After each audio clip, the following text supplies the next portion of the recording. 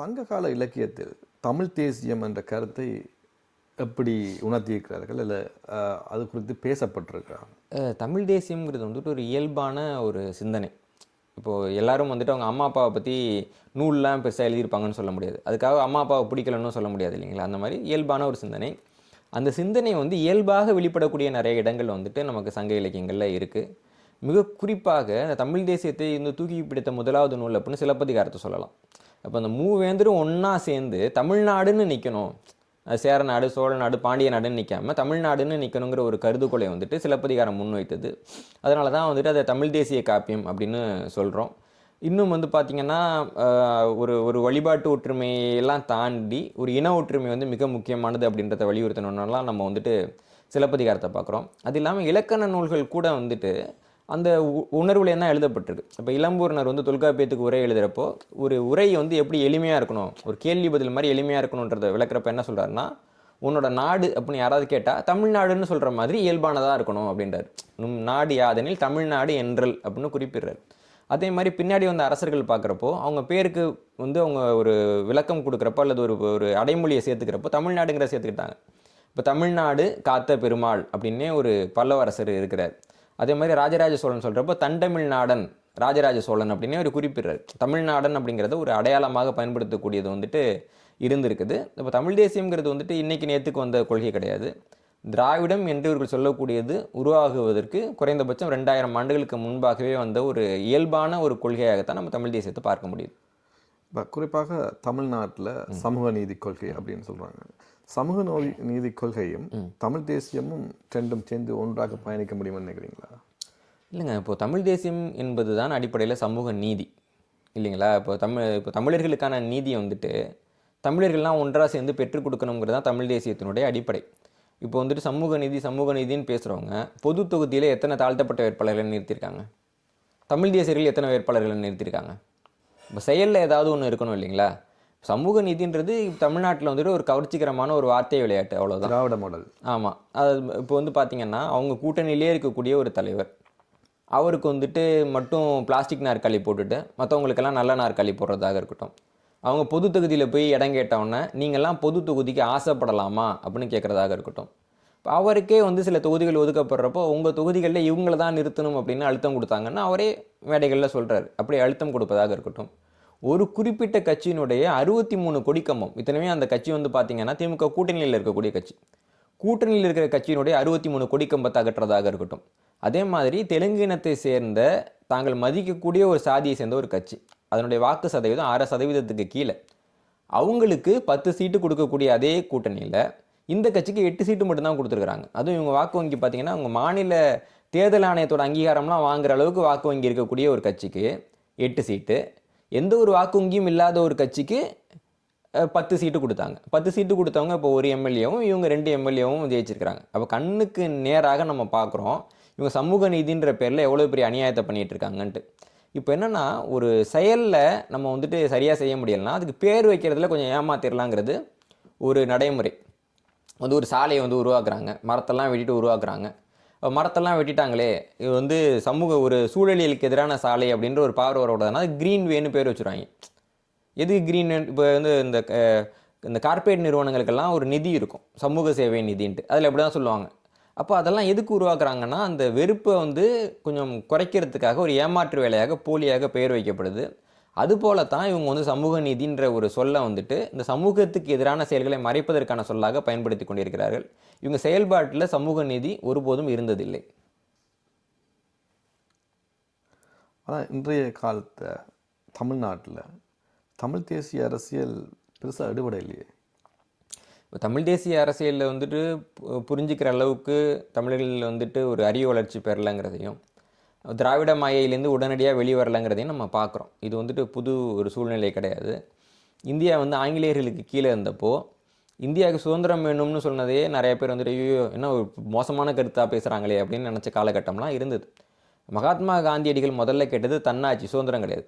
தன்னாட்சின்னா வந்துட்டு நாங்கள் இங்கிலாந்துக்கு கீழே இருந்துக்கிட்டு எங்களை நாங்களே நிர்வாகம் பண்ணிக்கிறோம் சில விஷயங்களில் அப்படின்னு தான் அவங்க கேட்டாங்க. அதுக்கப்புறம் வந்துட்டு மத்திய அரசாங்கத்துக்கிட்டையும் அதாவது ஆங்கில அரசாங்கத்துக்கிட்டையும் அதிகாரம் இருக்கும், உள்ளூர் அரசாங்கத்துக்கிட்டையும் அதிகாரம் இருக்கும்ன்ற ஒரு முறை வந்தது. அப்படியாகத்தான் முதல்ல தேர்தலுக்கு வந்து எல்லா இடத்துலையும் உருவாச்சு. இப்படி நம்ம ரொம்ப காலத்துக்கு சுதந்திரம் வேணும்னு கேட்குறதுக்கே அச்சப்பட்டிருக்கோம். 1600 வந்து கிழக்கிந்திய கம்பெனியினுடைய ஆட்சி உள்ளே வருது. 1857 இது வந்துட்டு இங்கிலாந்து அரசுக்கு மாற்றப்படுது. ஆனால் இங்கே இருக்கக்கூடிய மக்கள்லாம் ஒன்றாக சேர்ந்து எங்களுக்கு வந்து சுதந்திரம் வேணும், வெள்ளையனை வெளில போ அப்படின்னு சொன்னது வந்து 1930 ஜனவரியில் தான்.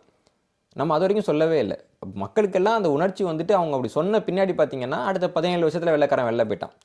அப்போது வெள்ளைக்காரன் நமக்கு பார்த்தாலே தெரியும், அவங்களுடைய தோல் நிறம் வேறு, அவங்க பேசுகிற மொழி வேறு, அவங்க உடுப்பு வேறு. அப்படி இருக்க வெள்ளைக்காரங்களை நம்ம ஆட்சி பண்ணுறப்பயே அவங்கள வெளியில் போன்னு சொல்கிறதுக்கு நம்ம வந்து 400 வருஷம் யோசிச்சிருக்கோம்னா, நம்மை போலவே நிறம் இருக்கக்கூடிய தமிழர்களைப் போல தமிழர்களை விட நன்றாக நடிக்கக்கூடிய ஒருத்தவங்கள நம்ம வெளில போன்னு சொல்கிறதுன்றது அவ்வளோ இயல்பானது கிடையாது. இந்த மனத்தடைகள்லாம் இருக்கும்.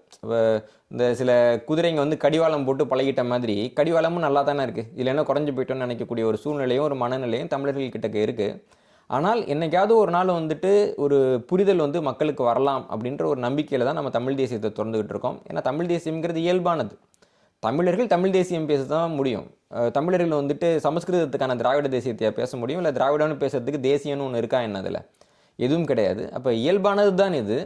ஆனால் இந்த இயல்புக்கு எதிரான கட்டமைப்புகள் ரொம்ப வலுவாக இருக்கிறதுனால மக்களுக்கு வந்து ஒரு பெரிய தயக்கமும் ஒரு பெரிய புரிதல் குறைபாடும் ஏற்பட்டிருக்குன்னு நினைக்கிறேன். காலம் இதை சரி செய்யும் என்பது எனது ஆழமான நம்பிக்கை. தமிழ்நாட்டில் தமிழ் தேசியம் வேறு கொண்டு இருக்கிறதா, இல்லை புலம்பெயர் தேசங்கள் அல்லது ஈழம், மலேசியா, தமிழர்கள் புலம்பெயர்ந்து இருக்கிற இடம் அல்லது ஈழத்தை போல பூர்வீகமாக கொண்ட இடங்களில் எங்கு தமிழ் தேசியம் இன்றும் கணந்து கொண்டிருக்கிறது, தொடர்ந்து பற்றி பிடித்து கொண்டிருக்கிறார்கள் நீங்கள் நினைக்கிறீங்க? இப்போ தமிழ்நாட்டில் இருக்கிற வரைக்கும் தமிழர்களுக்கு அந்த இன உரிமையை பற்றியெல்லாம் புரியறதில்லை. இப்போ மற்ற நாடுகளுக்கு போகிறப்ப தான் மற்ற அவங்கவுங்க நாடுகள் அந்தந்த இனங்களுக்கு உரிமை இருக்குது, நமக்கு அது இல்லைன்ற ஒரு புரிதலுக்கு அவங்க வர்றாங்க. அங்கங்கே அதாவது நம்ம நிலத்தை விட்டு அந்தாண்ட போகிறப்ப தான், நம்ம நிலத்தை வந்து தூரத்துலேருந்து பார்க்குறப்ப தான் அதோட உண்மை நிலவரம் அவங்களுக்கு இயல்பாக புரிய வருது. அதனால் தமிழ்நாட்டை விட வெளிநாடு வாழ் தமிழர்கள் மத்தியில் தான் தமிழ் தேசியம் தொடர்பான புரிதல் வந்துட்டு அதிகமாக இருக்குது. ஏன்னா இப்போ எல்லாருக்கும் வந்து தாய்நாடு தாய் நிலம்னு ஒன்று இருக்குது திருப்பி வர்றதுக்கு. தமிழனுக்கு வந்துட்டு அப்படி ஒரு நிலம் கிடையாது. திருப்பி வர்றப்ப இங்கே தமிழ்நாடு இருக்குமா இல்லை திராவிட நாட்டுன்னு மாற்றி ஆந்திரா கூட இணைச்சிருவாங்களாங்கிற ஐயப்பாடும் அந்த ஒரு சூழலியல் அச்சமும் வந்துட்டு மக்கள்கிட்டக்க இருக்குது. அப்போ அதன் காரணமாக தமிழ் தேசிய புரிதலுங்கிறது இயல்பாக கொஞ்சம் அவங்கக்கிட்ட கூடுதலாக இருக்குதுன்றதை நம்ம பார்க்குறோம்.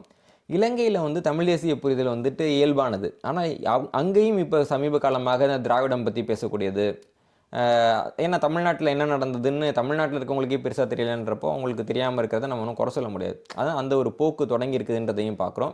இப்போது தமிழ் தேசியம் இங்கே வளர தொடங்குறப்ப தான் இங்கே இருக்கிற மக்கள்லாம் கவனிக்கிறாங்க, அந்த தமிழ்ச்சங்கம்னா அது தெலுங்கர்களால் நடத்தப்படுது. இப்போ தமிழர் விழாக்கள்னு வச்சுட்டு 2 தெலுங்கு பாட்டு போட்டுக்கிறோன்னு அவங்க கேட்குறாங்க. ஆனால் தெலுங்கர் விழாவில் தமிழ் பாட்டு போடுவோன்னு சொன்னால் நம்மளை சேர்த்துக்கிறது இல்லைன்ட்டு. இன்னும் சொல்லப்போனால் நான் ஒரு நாட்டுக்கு போயிருந்தப்போ சொல்கிறாங்க, கணவன் மனைவி 2 பேரில் கணவர் வந்து தமிழர், மனைவி வந்துட்டு தெலுங்கர். இப்போ தமிழர்களுக்கான விழா நடக்கிறப்போ மனைவி வந்துட்டு வர்றாங்க, எல்லாரும் தமிழர்கள் ஏற்றுக்கிறாங்க, அதில் எந்த சிக்கலும் இல்லை. ஆனால் தெலுங்கர் விழா நடக்கிறப்போ கை குழந்தையோட கணவரை வெளியில் நிப்பாட்டிட்டு தான் மனைவி உள்ளே போகிறாங்க. ஏன்னா அவர் தமிழர், அவர் நாங்கள் சேர்த்துக்க மாட்டோம்னு சொல்லி வெளியில் நிப்பாட்டுறாங்க. அந்த அளவுக்கு அவங்க வந்து உறுதியாக இருக்கிறத இந்த வெளில நின்னவர் தான் சொல்கிறார். நான் இப்போ தாங்க கவனித்தேன், இந்த அளவுக்கு அவங்க வந்து கடினமாக இருக்காங்கன்ட்டு. இதெல்லாம் வந்துட்டு பட்டால் தான் புரியும் அப்படின்னு சொல்கிற மாதிரி நமக்கு வந்துட்டு பட்டு புரியக்கூடியது அதிகமாக இருக்குது. இப்போ தற்கால இளைஞர்கள் சினிமா மற்றும் இதர மனப்பான்மையுடன் வாழ்கிறார்கள், ஒரு என்டர்டைன்மெண்ட் லைஃப்.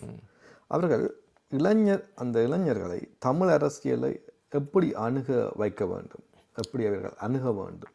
இல்லை, நம்ம வந்து கருத்து பரவலாக்கம் செய்ய முடியும். அந்த கருத்து பரவலாக்கத்தை நோக்கி யார் வந்துட்டு வர்றாங்கன்றதை நம்ம வந்துட்டு முடிவு செய்ய முடியாது இல்லைங்களா?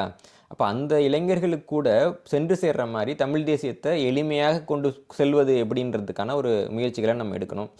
இன்னொன்று அது இயல்பானது தான். நீங்கள் ஒரு காலகட்டத்தில் பார்த்தீங்கன்னா கிரேக்க ரோமானிய நாகரிகங்கள்லாம் கூட இளைஞர்கள் வந்து அப்படி தான் இருந்திருக்காங்க. அதாவது கேளிக்கை எப்படின்னு பிரிச்சுக்கலாம், சினிமான்னு இல்லாமல் கேளிக்கை, உணவு, இது 2 தான் மிக முக்கியமானதாக பல்வேறு காலகட்டங்களில் இருந்திருக்கு. ஒரு சர்வாதிகாரி பேசுகிறப்ப சொன்னார், மக்களுக்கு தேவையானதெல்லாம் வந்துட்டு சர்க்கஸும் ரொட்டியும் தான் அப்படின்னு சொன்னார்.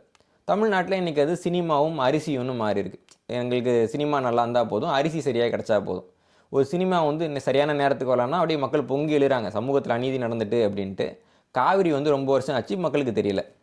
அந்த மாதிரியான ஒரு சூழ்நிலையில் தான் நம்ம வந்து வாழ்ந்துக்கிட்டு இருக்கோம். இதுவும் மக்களோட இயல்பாகத்தான் இருக்குது. ஆனால் ஒரு கட்டத்தில் இருக்கிறது எல்லாமே பறி போயிடுன்னு ஒரு சூழ்நிலை வருதுன்றப்ப தான் மக்கள் வந்து பொங்கி எழுவாங்க.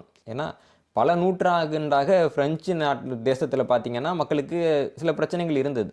ஆனால் மக்கள் என்ன நினச்சிட்டு அரசு குடும்பத்துக்கு வந்து நம்மளை பற்றி எல்லாம் தெரியும் அப்படின்னு நினச்சிக்கிட்டு இருந்தாங்க. ஒரு பெண்மணி வந்துட்டு ராணிக்கிட்ட போய் சொல்கிறாங்க, எங்களுக்கு வந்து சாப்பிட்றதுக்கு வந்து ரொட்டியே இல்லை அப்படின்ட்டு.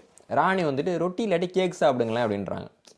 ரொட்டியே கிடைக்கல, அவனுக்கு எப்படி கேக் கிடைக்கும்? ஆனால் ராணிக்கு வந்து அந்த புரிதல் கூட இல்லை. அப்போது இந்த புரிதல் கூட இல்லாதவங்களா நம்மளை வந்து ஆட்சி செய்கிறாங்கன்னு நினைக்கிறப்ப தான் ஃப்ரெஞ்சு புரட்சி அப்படின்னு ஒன்று உருவாகுது. ஒருவேளை அப்படி ரொட்டி இல்லைங்களா பரவாயில்லன்னு தட்டி அந்த ராணி கொடுத்துருந்தாங்கன்னா ஃப்ரான்ஸ் நாட்டிலேயே ஃப்ரெஞ்சு புரட்சி நடந்திருக்காது. இப்படி தான் வந்துட்டு மக்கள் வந்து ஒரு புரிதல் அணுகுமுறையெல்லாம் காலங்காலமாக இருந்துக்கிட்டு இருக்குது. அது இன்றைக்கி நேற்று நிலவரம் கிடையாது. இப்போ சுதந்திர போராட்டம் நடந்தப்பே கூட பார்த்தீங்கன்னா ஒரு 6% மக்கள் தான் சுதந்திரத்துக்காக போராடினாங்க. 94% பேர் வந்துட்டு அப்படியே உட்காந்துருந்தாங்க. ஆனால் சுதந்திரம் கிடைச்சப்போ எல்லாரும் போய் அட்டராத்திரியில் போய் கொண்டாடுவாங்க. கொண்டாடுறதுக்கு எல்லாம் வருவாங்க, போராடுறதுக்கு யாருமே வரமாட்டாங்கன்றது தான் காலம் காலமாக இருக்கக்கூடியது. அது ஒன்றும் புதியது கிடையாது. ஆனால் நமக்கான ஒரு சூழ்நிலை அதுக்கு அமையணும். ஒரு சூழ்நிலை அமையாமல் ஒரு பெரிய மாற்றத்தை நம்ம எதிர்பார்க்க முடியாது. அந்த சூழ்நிலை அமைகிறப்போ நம்ம அதை பயன்படுத்தாமல் விட்டுறக்கூடிய நிலைமையில் இருக்கக்கூடாது. அதுக்கு நம்ம தயாராக இருக்கணும். அதுதான் வந்து இந்த தமிழ் தேசிய பரப்புரையினுடைய மிக முக்கியமான நோக்கம். சரி, தற்போது விஜய் ஆட்சிக்கு வந்திருக்காரு. அவரை எந்த வாய்க்கில் போடுவீங்க? திராவிடமா இல்லை தமிழர்கள் ஆட்சியா?